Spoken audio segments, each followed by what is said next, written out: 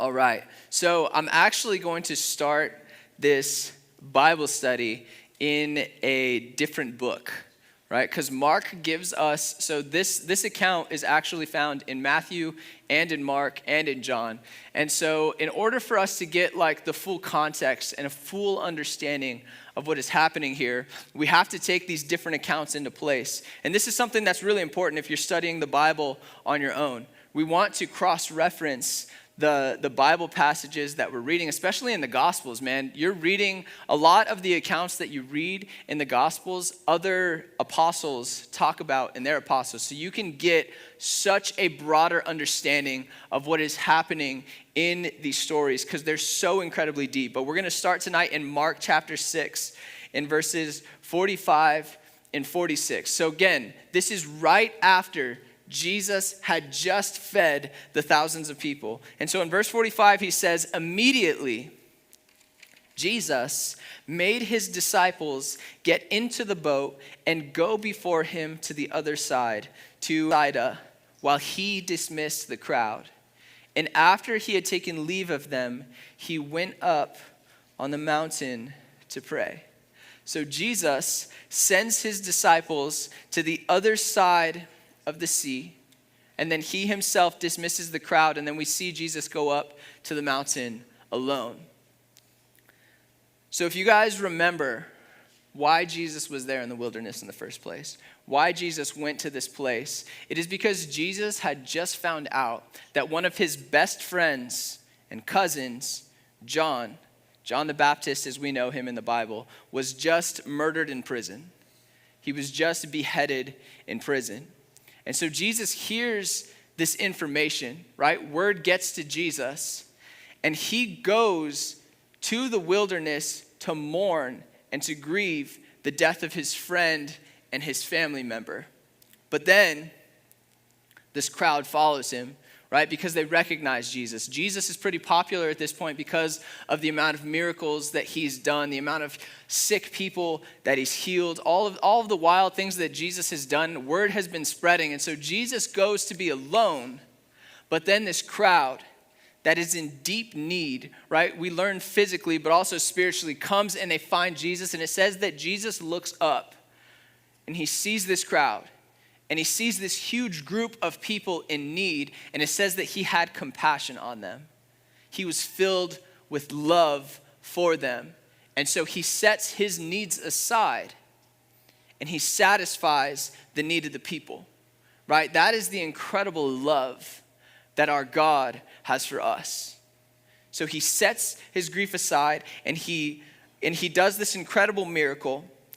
And when he has filled their need, right, he sends, at this point, that's when he sends his disciples away. He tells his disciples to get in the boat and go to the other side. He dismisses the crowd. He tells the crowd to go back home. And this is when Jesus, man, the God man, Jesus, who is God, goes alone to pray and to grieve.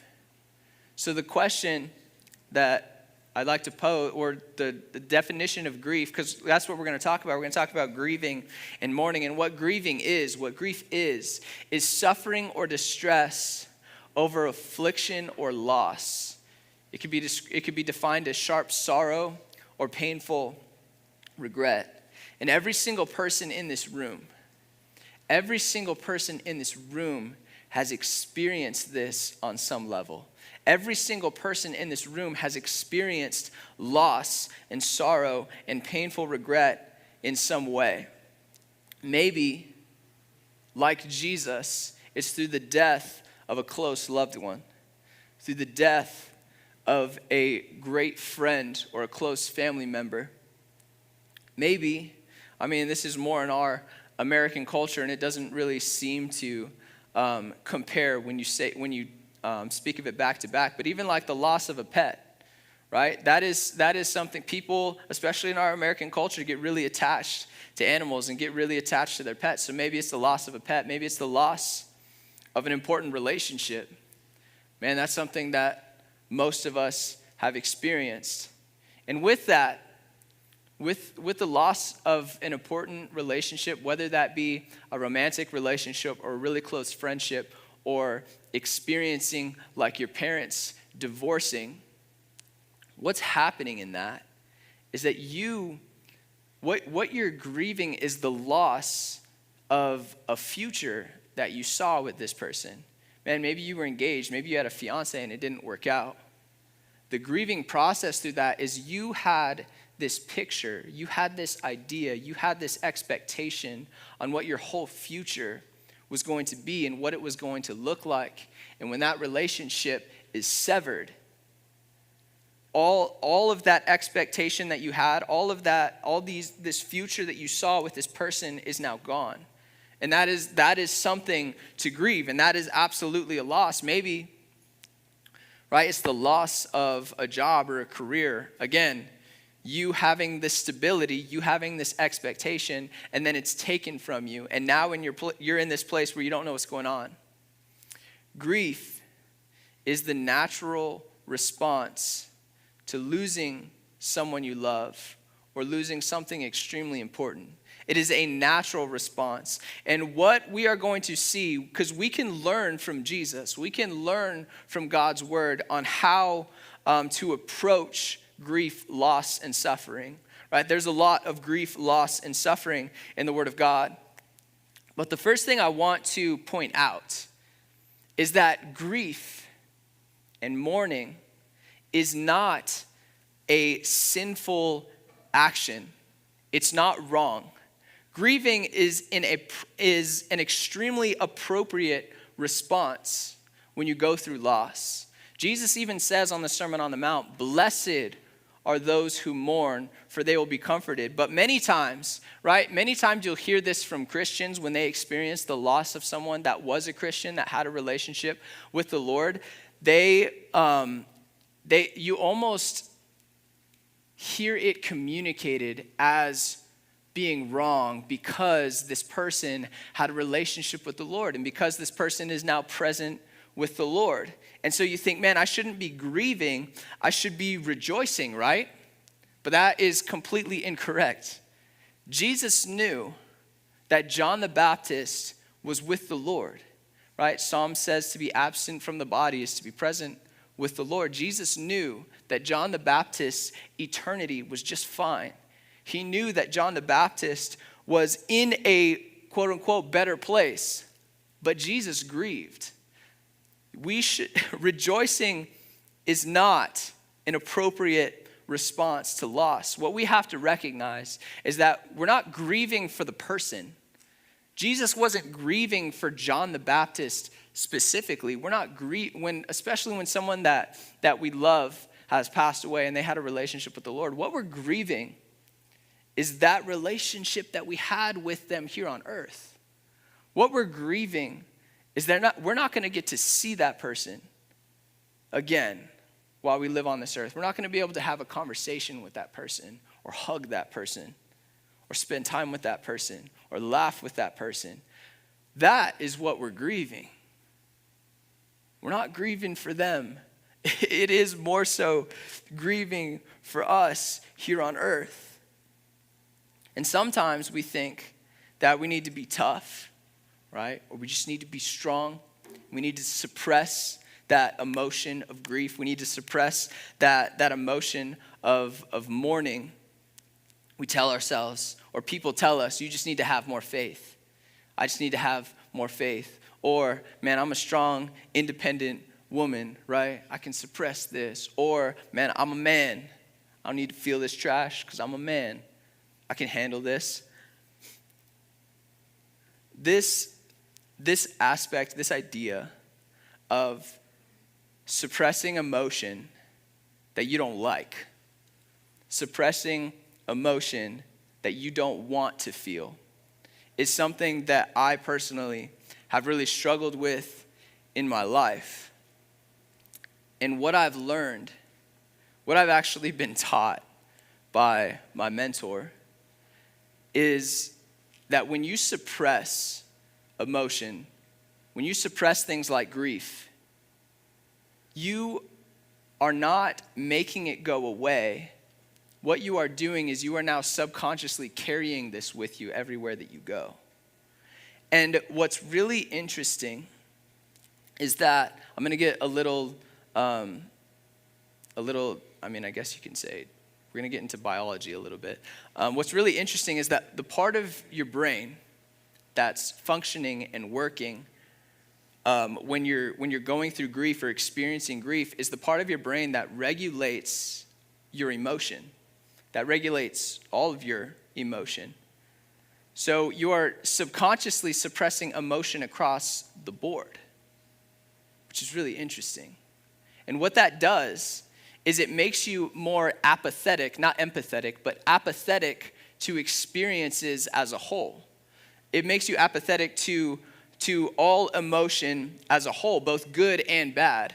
And what is really interesting, and this is a theory, right? I don't think this has been scientifically proven, but it's theorized that this also causes a lack of oxytocin production. And oxytocin, as we've talked about before, is like the love hormone or the bonding hormone that your body produces, right? Oxytocin is the chemical that's released in your brain when moms give birth and when moms like breastfeed. Oxytocin is one of the chemicals that's released when you have sex with somebody, right? It is this bonding agent that your brain releases under certain experiences.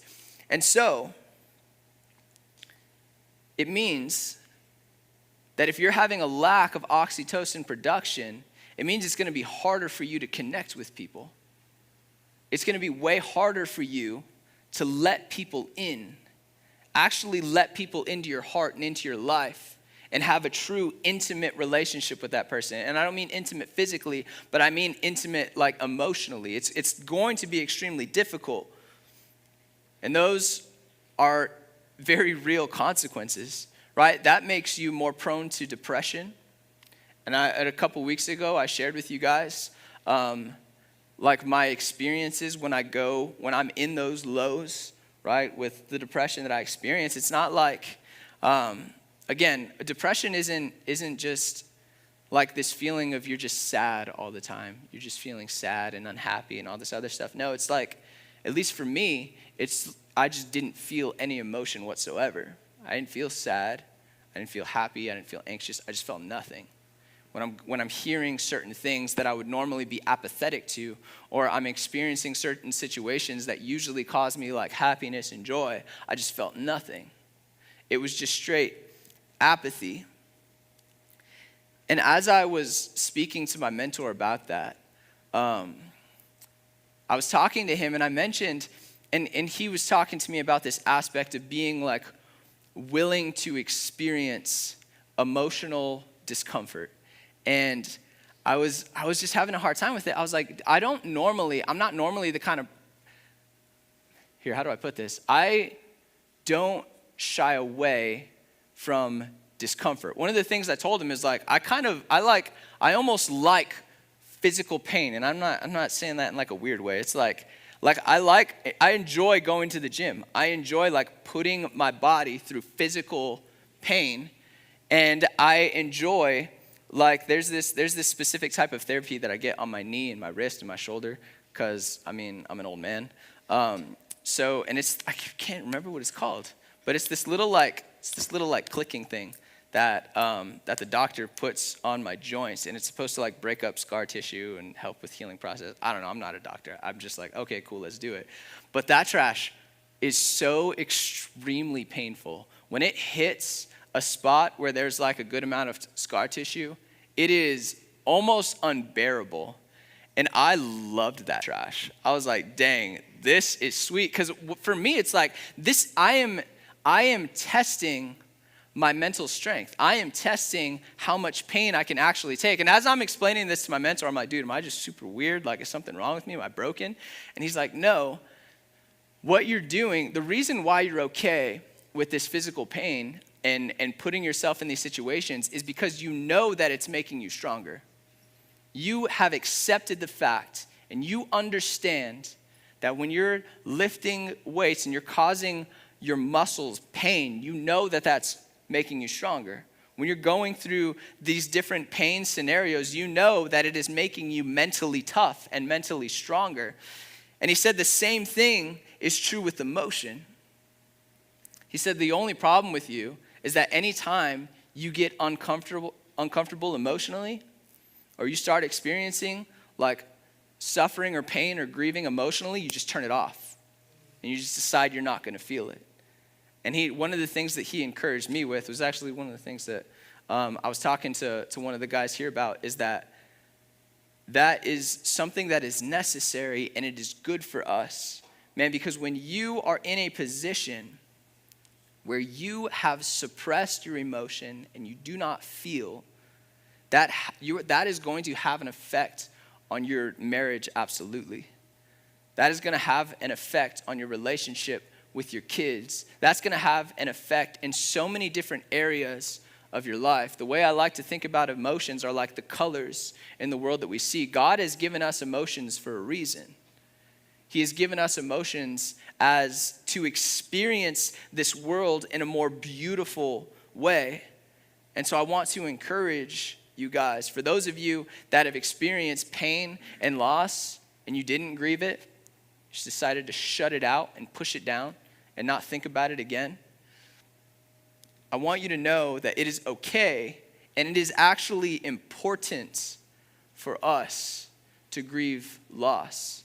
It is natural and it is necessary. But on the other end of that spectrum, we don't just grieve and grieve and grieve and just dive into our emotions and never come back from it. Because according to 1 Corinthians 4:13, it says that we grieve. We do grieve, but we do not grieve as those without hope. The difference between us, Christians, who believe in the Word of God and believe in eternal life and believe that, man, when we are out of here, because of our faith in Christ, we spend eternity with our God and Savior. Man, we have hope in that. It's not like the people, and I can't imagine what that would be like. I cannot fathom being, just as an example, I can't imagine being a father and having an atheistic worldview and my son passing away and just ever gonna have an experience, a relationship with him again. I can't even fathom that.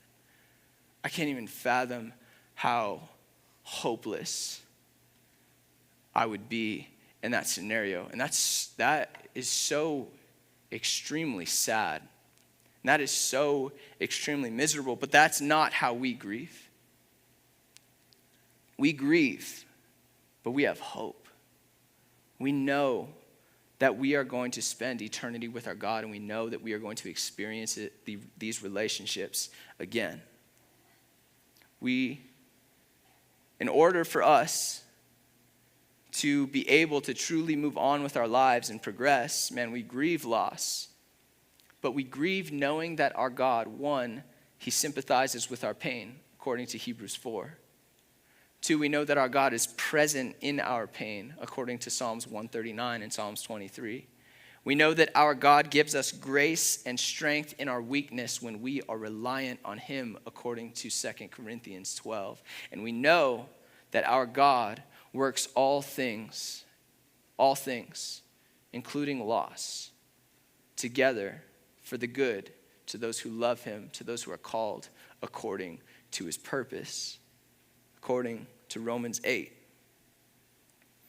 So grief is natural, it is necessary, it is okay.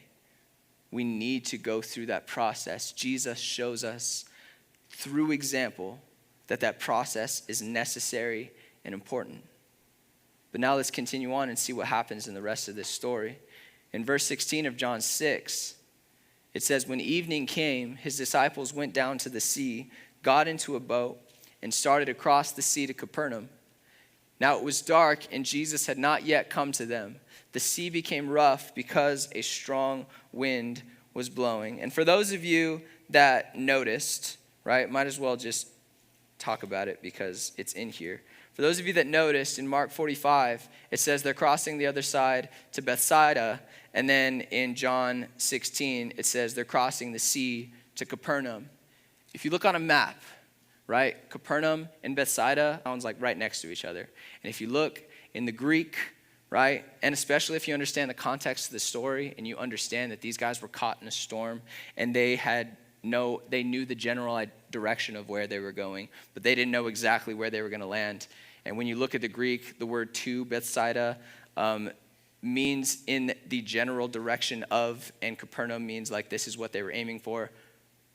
Just wanted to throw that out there in case you're like, oh, the Bible isn't true. It's like, dude, you just got to read it and understand the context. But anyways, so verse 17, it says, now it was dark and Jesus had not yet come to them. In verse 18, it says, the sea became rough because a strong wind was blowing. So the disciples, they listened to Jesus. He told them to cross the sea. They get in the boat and they start going. But then a storm comes and they are struggling to go in the direction that they are supposed to go. They're struggling to go the way that Jesus commanded them to go. In Mark 6:47-48, it says, when evening came, the boat was out on the sea, and Jesus was alone on the land. And he saw them, Jesus saw that they were making headway painfully, for the wind was against them. They were making headway painfully because the wind was against them. The wind was blowing in the opposite direction. These guys were fighting the wind, fighting the storm to go in the direction that God had called them to go in. And maybe you are like me, and that is exactly where you feel you are in life right now. You are trying to go, and you're trying to move in the direction that God has called you to, that God has created you for, but it feels as though you are fighting against a storm. It feels as though everything is coming at you and trying to push you in the opposite direction. The reality is that progress is a hard and sometimes painful process. Progress is a sometimes hard and painful process. And maybe you're feeling this way because you have just experienced loss. Maybe you're feeling this way because you were just given a diagnosis that you do not understand. Maybe you're feeling this because you're fighting against a sin that you had in your life for a long time, but now you've given your life to Christ and you're experiencing that conviction from the Holy Spirit. Fight it, man, but that sin nature is so strong. Maybe it's alcohol, maybe it's drugs or sex or porn or homosexual attractions. Whatever it is, man, it is something that feels as though it's trying to pull you back away from our God. And you think, and you tell God, I've been there before, it would be so much easier to just let go and go with the wind, take the easy way out. But that's not what he's called us to do. According to Matthew 16:24, he has called us to pick up our cross and follow him. He has called us to deny ourselves and follow him, live for him. And so this is what these disciples are experiencing. And then we see Jesus do something extremely miraculous. Verse 19 says, when they had rowed about 3 or 4 miles, they have rowed for 3 or 4 miles in a storm with the wind going against them. At that point, they saw Jesus walking on the sea and coming near the boat, and they were terrified. Again, we have to account for what these disciples are experiencing. When you look at the timeline, these disciples, these fools have been on the water for 6 to 9 hours. These guys have been rowing in a storm for 6 to 9 hours. These guys are toasted. These guys are physically exhausted and they're terrified. The reason they're continuing to fight and go, man, they're terrified of drowning in this storm.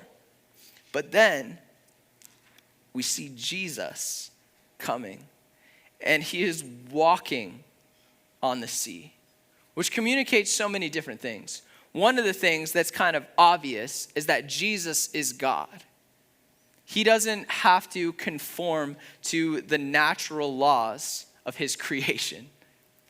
But what the bigger message that I think he's communicating is that the very thing that these disciples are terrified of, the very thing that these disciples are scared is going to take their life, Jesus merely walks on. He is communicating to them that he is not intimidated by what we are scared of. He is not intimidated by our experiences that cause us doubt, our experiences that cause us fear or pain or suffering. Jesus actually uses those circumstances, as we're going to see in a minute, to reveal to us who he truly is, what he is capable of, and to draw us closer to him.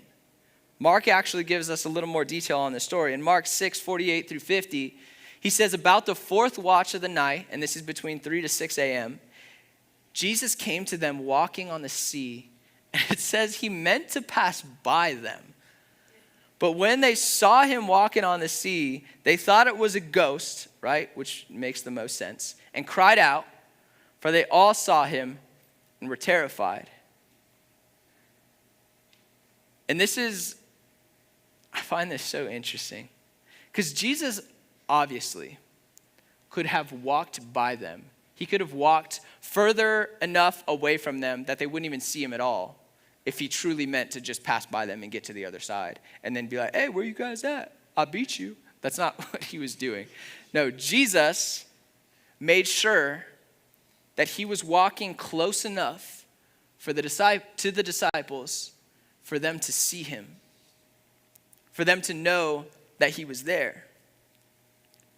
He wasn't walking to them, but he was walking near them. And when does he make himself known to them? When does he come to them? As soon as they cry out. As soon as they cry out, it says, immediately he spoke to them and said, take heart, it is I. Do not be afraid. And he got into the boat with them, and the wind ceased, and they were utterly astounded. Immediately, Jesus reassures them of his presence. And what he communicates to them, what he tells them, is that I am here to comfort you. You can be comforted because I am here. I am here with you. You don't have to be afraid. And it says right in that moment, the wind ceased. The storm stopped. And when you go into the presence of Jesus, and I shared my testimony a little bit with you guys when I was in that place where I just called out to God. But when you come into the presence of Jesus and you cry out to God in the midst of your grief and your pain and your suffering, you may still experience heartache. You may still have some time to walk through in the grieving process. But Jesus, our God, provides a peace to us that surpasses all understanding. And if you guys are in this room and you have a relationship with the Lord and you have walked through that kind of thing with our God, you know exactly what I'm talking about. The Bible describes it perfectly in Philippians 4, 6, and 7. It is a peace that surpasses all understanding. It is a peace that does not make sense. It is not a natural response, but when we come to our God, that's what he gives us. And that's exactly what Jesus gave his disciples. In verse 21 of John 6, it says, then they were glad to take him in the boat, obviously. And immediately, the boat was at the land to which they were going. As soon as they let Jesus in, they were exactly where they needed to be. And the truth, the reality, is that no matter where you are, no matter what you're experiencing in your life, if you let Jesus in, you are exactly where you need to be. Put your faith in Jesus. You give your life to Jesus, and you have fulfilled your primary purpose in life. You have fulfilled your primary reason for God creating you in the first place. Created you to have a love relationship with you. So you let Jesus in, you're in the right place. But it does not mean that there aren't going to be storms. It does not mean that you will not experience loss, that you will not experience grief, that you will not experience heartache. To be completely transparent with you guys, which I try to be, looking back, this month has been a wild month for me. Man, I've shared some of the stuff that I'm going through with you guys, and you guys are like, dang, JD, what is happening? I don't know. Man, God must be refining me or something. But man, myself,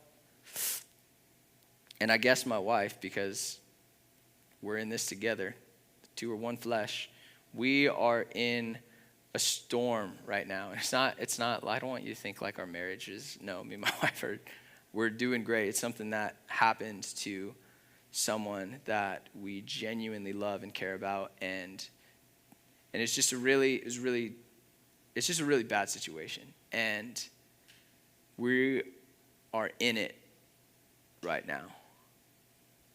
But the reality is that God, like I've shared with my testimony in the past, how God used the miscarriage that my wife and I experienced when we had gone through years of infertility. I know that God is using this to grow my faith and to grow my dependence on him. I know it because that's what he does. I know that he is using this to sanctify me and transform me and develop me into the man he created me to be, to cause me to be more dependent on him, to cause me to be more reliant on him, to cause me to have no choice but to die to myself and to cling to him. But again, to be fully honest with you guys, I don't always handle it well. Right? I've got good moments and I've got bad moments where I get caught up in the flesh. There's many times where I am like Peter in this scenario. If we go to the book of Matthew and we read this account, we find verses 28 through 31 in Matthew 14. So before Jesus comes into the boat, it says, Peter answered him. After Jesus reveals who he is, it says, Peter answered him, Lord, if it is you, command me to come to you on the water. And Jesus said, come. So Peter got out of the boat and he walked on the water and he came to Jesus.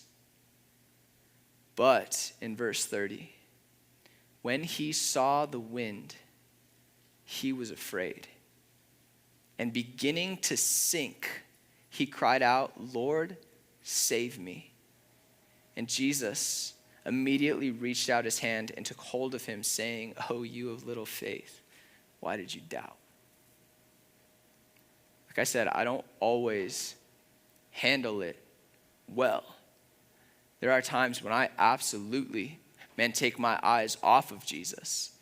And I look at my circumstances and my mind starts going off on all these crazy potential scenarios that could happen. And I start getting stressed out and anxious and all this and experience all of these things. And I start to sink. But, Jesus, in his beauty and his grace, it's almost like, I almost feel it's like he just kind of waves at, hey, I'm still here, like he does to his disciples. And it brings me to this place of, Lord, help me. God, help me. Help me to actually believe all of these things that you have me teach on a weekly basis. Bring those things back to mind, those things that you've taught me and you have revealed to me to communicate to people on a weekly basis. And our God, he is faithful. He catches me. He pulls me up. He brings specific verses and specific things to mind. And how he communicates to Peter, right? Oh, you of little faith, why do you doubt? I really don't think that this is some condescending way Jesus is communicating to Peter. Like, oh, Peter, you're so dumb. You don't have enough faith. That's not what Jesus is doing. When I read this and I look at the context of it, what it reminds me of is with my kids, right? I've got a 3.5-year-old and an almost 2-year-old, 2 boys. They're crazy. As I tell you the story, you're like, dude, you probably made them crazy. It's because my boys, what I like to do, they really like walking on walls, probably because me and my wife like put them on high walls and stuff. It's like, you can do it when they're like barely starting to walk. But like when I put my kids on something really high, like a really high rock or a really high wall, and I take a step back and I'm like, jump to me. And they're like, nope, not gonna do it. And I'm like, baby, you can do it. I'm gonna catch you. And they're just like, going back and forth. And they're just like, duh. They just fall forward.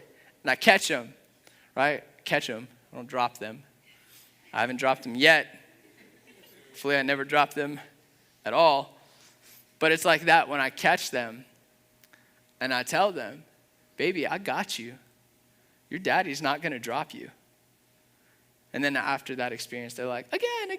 And then I have to do it like 20 more times of putting him back on the wall. And then it gets crazy. But that is how I believe Jesus was communicating to Peter. Was, son, you can trust me. I've got you. You don't have to worry about your circumstances. You don't have to stress out about all of these things the world says you need to stress out and worry about. You just look at me. You just trust me. You just take that step of faith in the direction that I'm calling you to go in. You live for me, and I got you. We can trust our God. Our God is consistent. Our God is present. And our God is faithful to catch us when we fall. And he's also faithful to forgive us every single time we fall. His grace is sufficient.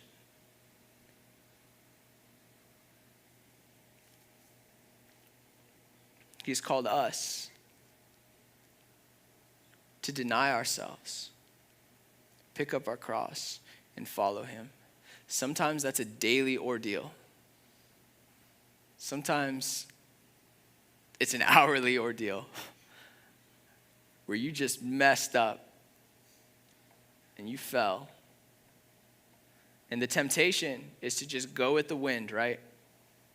Go where the wind takes you. Just fall right back into it and go exactly where the world's taking you. That's the temptation.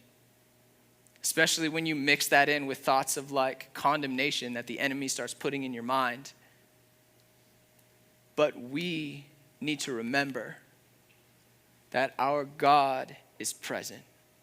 Jesus is present. We call out to him. We come to him. He catches us. He pulls us out. He comes in to the boat and he gives us everything that we need. When we're going through good times, when we're going through hard times, when we're rejoicing, and when we're suffering, our God is present.